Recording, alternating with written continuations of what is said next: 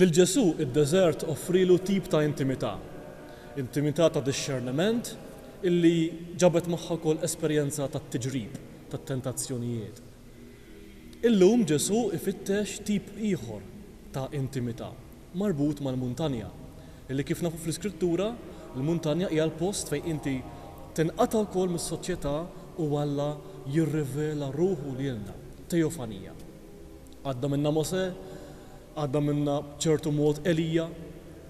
Illum Ġesu ukoll jieħu jażel il-ħbieb tiegħu, jitellagħhom fuq il-muntanja u nismaw jitbiddel qudiemhom. Dan dettall importanti ħafna il għaliex fejn Mosè pereżempju ġie mibdul il għaliex irċieva d-dawl ta' Alla, niżel buċċu jiddi bid-dawl ta' Alla, illum dan id-dawl ħireġ minn Ġesu stess. Ġesu huwa il-persuna li jistħoqilha kull glorja, huwa trasfigurat. Jagħtu xhieda tiegħu l-ewwel nett Elija u Mosè li huma r-rappreżentanti ta' tradizzjoni antika, ta' rivelazzjoni tal-patt, il-liġi u l-profeti.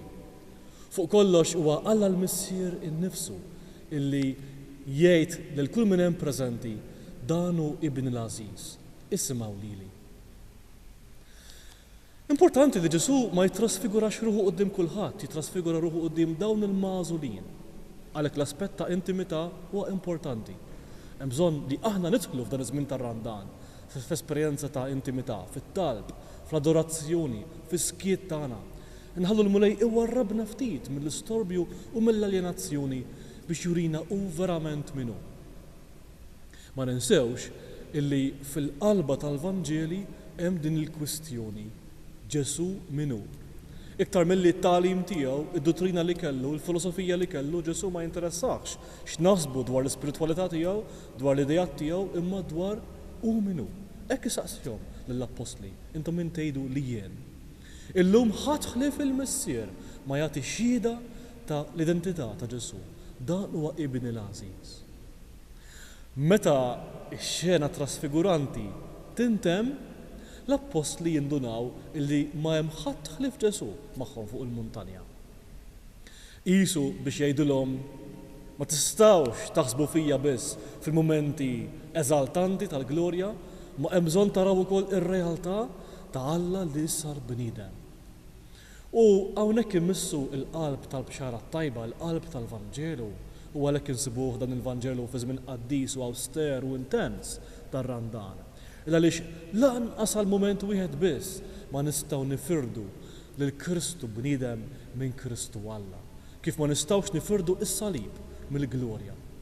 Meta jiena nikkontempla l-glorja ta' Kristu, qed inħares lejn Kristu bil-pjagi.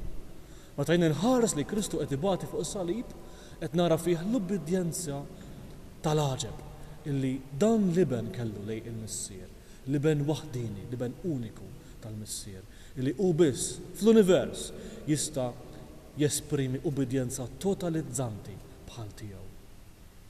Messaġġ ukoll ta' qlubija li tina dan il-Vanġelu il għaliex it-tbatija spiss lilna tkisserna, taffiġna, iddallmilna l-ħajja tagħna, iddallmilna l-fidi u tisirqilna t-tama. Ġesu qed jgħidlek f'dik it-tbatija inti ħassalva. Permezz tas-salib inti wkoll ħadd tirċievi l-glorja. U l-kol kemm aħna nafu persuni li fit-tbatija tagħhom, tbatija kultant intensa, huma kienu trasfigurati mill-fidi li kellhom. Rajna f'għajnejhom minkejja l-ġisem forsi sfigurat iktar mill-trasfigurat, ġisem imkisser bil-mart, imma rajna f'għajnejhom dak id-dawl tal-fidi, dawl li jista' jtik biss Kristu. Għalhekk hija katekeżi qawwija, Vanġelu sabiħ li jakkumpanjana fir-Randan, għaliex naraw fi Kristu trasfigurat il-fiduċja li Alla għandu fina u kol il-weda tar-rebħa li tiġi ma' riżurrezzjoni ta' Kristu fil-Għid il-Kbir. Amen.